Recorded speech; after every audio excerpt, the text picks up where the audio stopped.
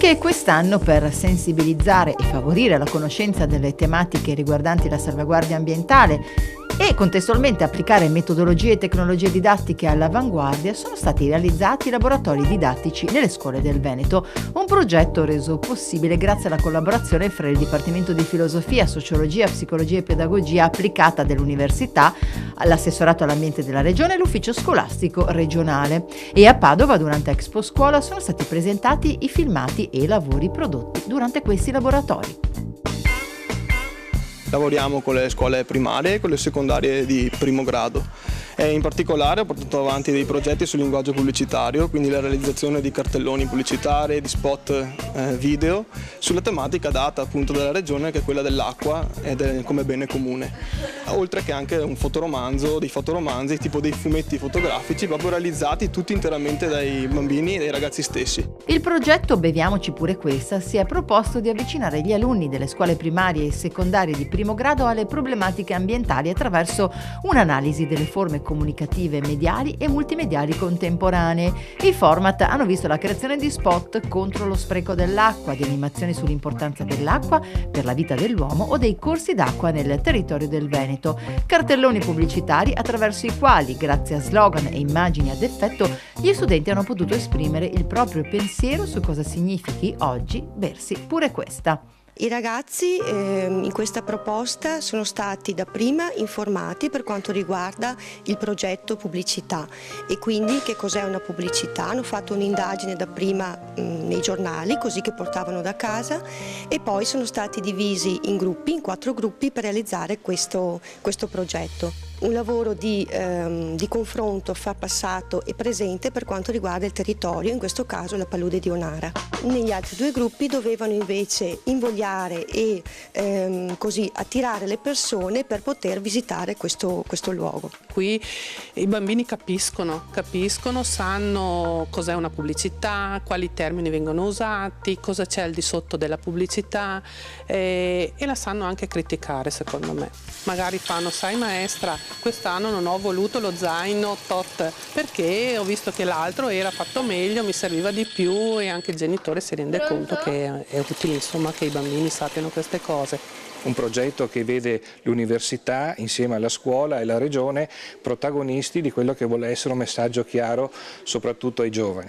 Quello di un'attenzione all'ambiente e una tutela delle risorse naturali che è fondamentale in quello che è la qualità della vita, e quindi anche per chi cresce, per chi appunto si appresta ad apprendere cosa vuol fare per il proprio futuro, è essenziale che l'aspetto ambientale, che poi diventa appunto qualità dell'aria, dell'acqua, delle risorse naturali, della valorizzazione di un territorio che poi è anche una propensione turistica e vede proprio nel suo ambiente, dalle montagne al mare, una forza attrattiva importante anche per il turismo. Diventa essenziale che appunto partendo proprio dai giovani si dia quello che è un messaggio chiaro.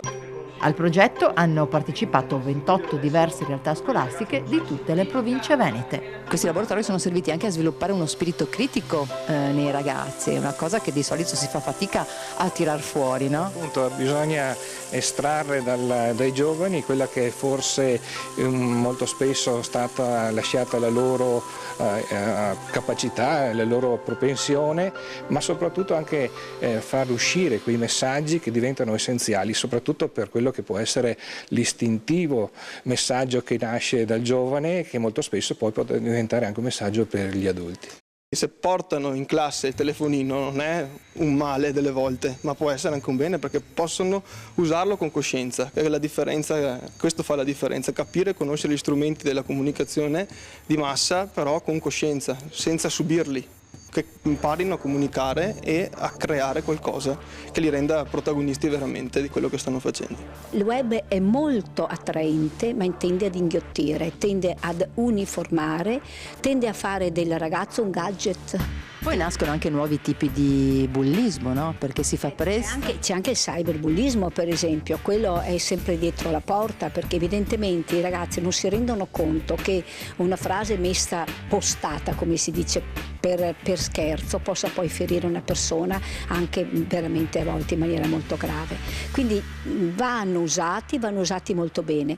È pur vero che nelle famose graduatorie che vedono l'Italia indietro rispetto agli altri paesi europei, anche in questo campo delle tecnologie noi abbiamo ritardo. Tanto è vero che è stato persino scritto, ma stento a crederci, che ci vorrebbe all'Italia ci vorrebbero 15 anni per raggiungere il livello a cui sono arrivati i bambini inglesi. Mi sembra un po' eccessivo, però se certo fosse così dovremmo anche noi muoverci di più. In ogni caso il MIUR, il Ministero, e quindi attraverso di noi il Ministero, ha raggiunto molte scuole, ha adesso posto dei vincoli di bilancio molto forti a favore proprio dell'acquisto di questi strumenti. Noi avremo adesso 4 scuole intere 2.0, vuol dire che i libri non ci saranno, tutto si farà sui tablet, via di seguito con le lavagne multimediali e quant'altro, però abbiamo 28.000 classi in Veneto, abbiamo oltre 700.000 alunni,